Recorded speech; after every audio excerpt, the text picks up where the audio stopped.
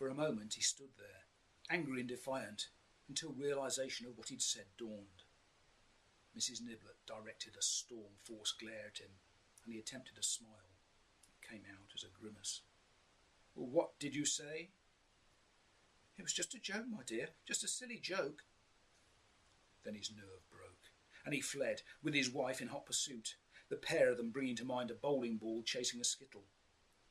Dreggs and the stilt hound, both barking excitedly, joined in the fun. "What will she do to him?" I asked, as they vanished round the side of the cottage. "Do you need to protect him? I mean to say, she must be 3 times his weight." "More than that," said Hobbes, "and if there's a chance she'd hurt him, I would of course intervene. However, as they've been married for over 20 years, and Bob has survived entirely unscathed, I think he's safe. At heart, and despite appearances, Mrs. Niblett is a kind and loving wife, though many might consider him a most provoking husband."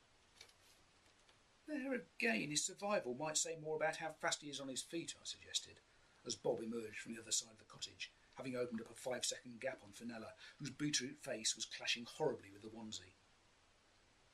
Dreggs and Stumpy the stilt hound were keeping up, their tails wagging as if this was the game of the century. "Possibly," said Hobbes, "but Bob's reckons her bark is worse than a bite." "Has she ever bitten him?" I asked, as Bob headed for the dark side of the cottage. "Not to my knowledge." And now she's using her brain. Mrs. Niblett had stopped running and was lying in wait in the corner of the house, breathing so heavily I could hear her from 20 paces.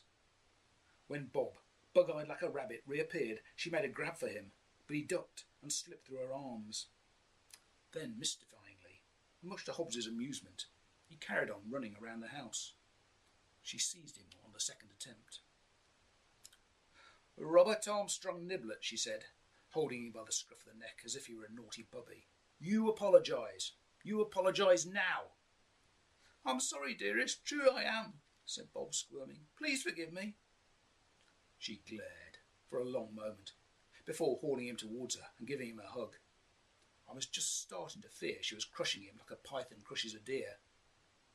She let go. He stepped back to breathe, and when he grinned at her, she smiled back. The dogs, seeing excitement was over, returned to splashing about in the water. "I wish all domestic disputes were resolved so happily and quickly," said Hobbes. "And so entertainingly," I said. "Indeed. Let's leave the happy couple to their own devices. Get in the boat